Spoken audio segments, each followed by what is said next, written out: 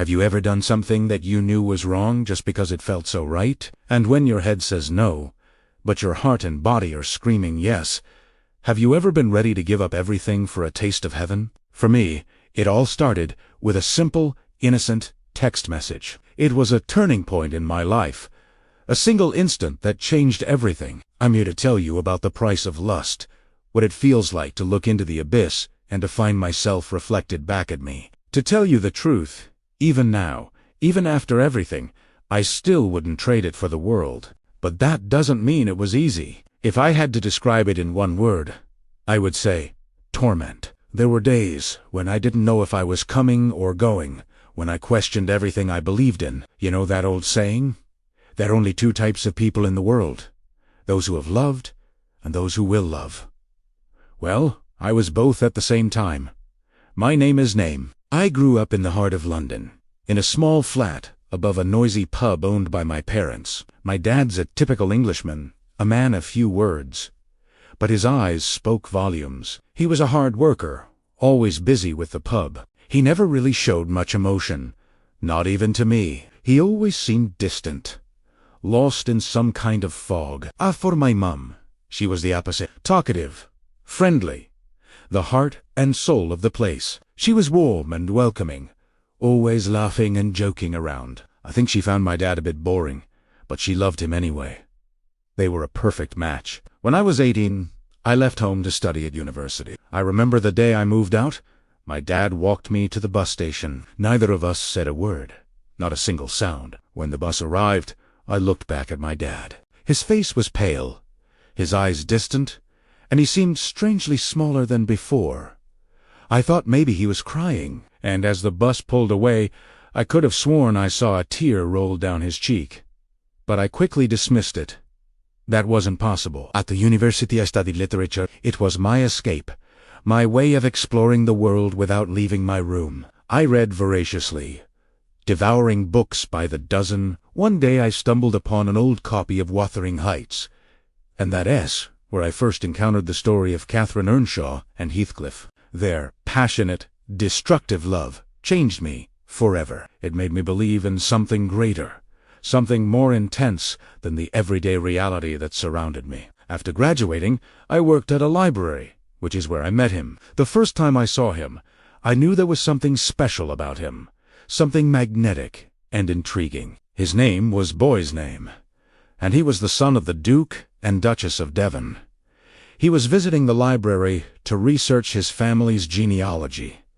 We hit it off immediately. He was charming, witty, intelligent, everything I had ever dreamed of in a man. I was captivated by him from the moment we met. We started dating, and soon he became my whole world. He took me to fancy restaurants, classical concerts, and art galleries. I loved being with him. He made me feel like a princess, like I was the only woman in the world. But beneath his polished exterior, I sensed a darkness, a sadness that he couldn't shake off. He was haunted by something, tormented by a past he couldn't escape. As our relationship deepened, I fell madly in love with him. He was my Romeo, my soulmate. I never believed in soulmates until I met him. I thought he was perfect. Little did I know that perfection was an illusion, a carefully constructed facade that hid a multitude of sins. One rainy afternoon, while browsing through old yearbooks, I discovered a picture of him with a group of friends. One girl in particular caught my attention. She was beautiful,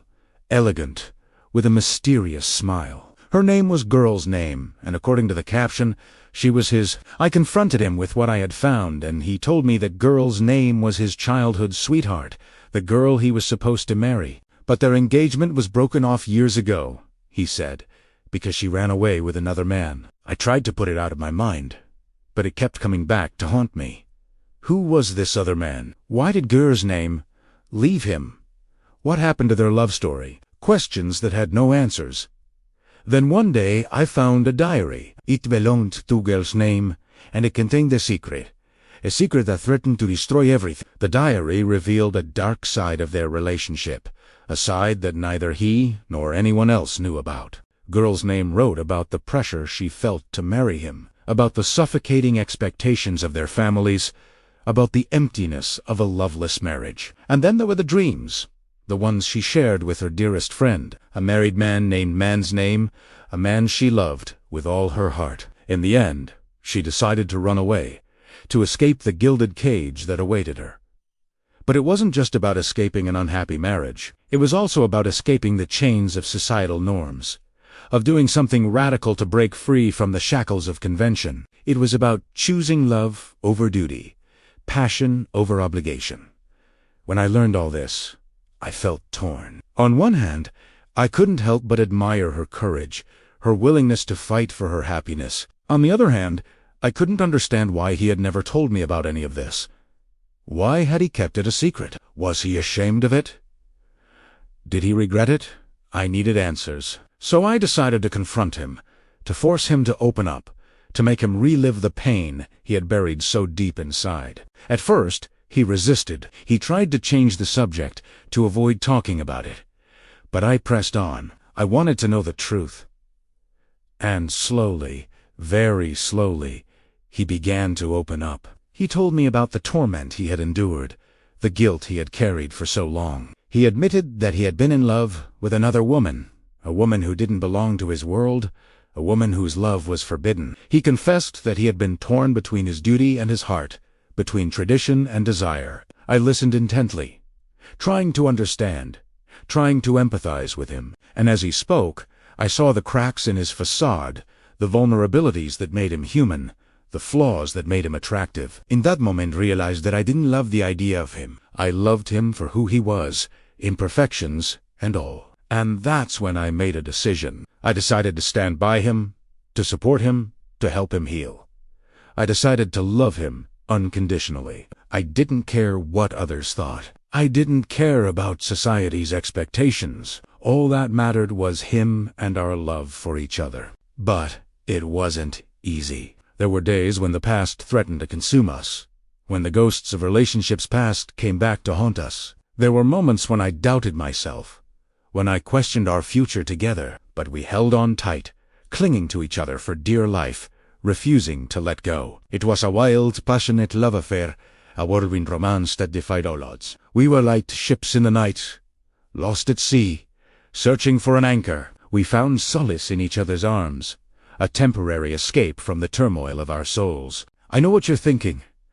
How could I be so blind? How could I not see the danger? The truth is, I did see it. I knew the risks, but I didn't care. I was willing to take the risk. I was willing to pay the price. And then came the day when everything changed, when the walls we had built came crashing down. But that's a story for another time, a story that I will tell you next time. Until then, remember this.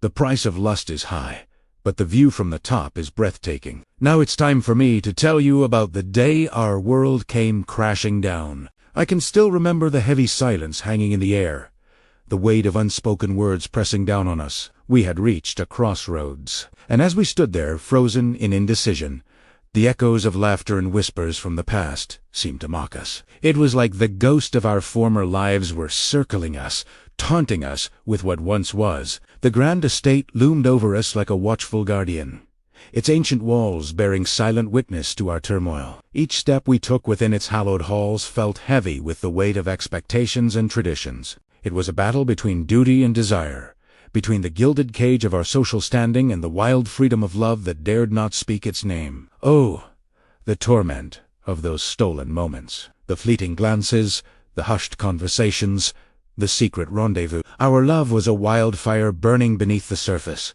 threatening to consume us all. The heat between us was palpable, a tangible presence that defied the cold logic of our circumstances. Then came the twist of fate, the unexpected turn of events that shattered the fragile equilibrium we had so carefully constructed. It was a betrayal, a venomous whisper carried on the winds of deceit. Like a bolt from the blue, it struck us down, leaving us dazed and vulnerable. As the truth unraveled, it tore at the very fabric of our existence. The foundations of our world trembled, threatening to collapse beneath the weight of revelation. In that moment the walls we had so painstakingly erected came crashing down, exposing the raw nerve of our forbidden desires. How could we ever hope to hide such a profound, consuming love? The very essence of our beings yearned to break free from the shackles of secrecy. It was a love that defied convention, that challenged the very core of societal norms. In the face of adversity, our love became our sanctuary,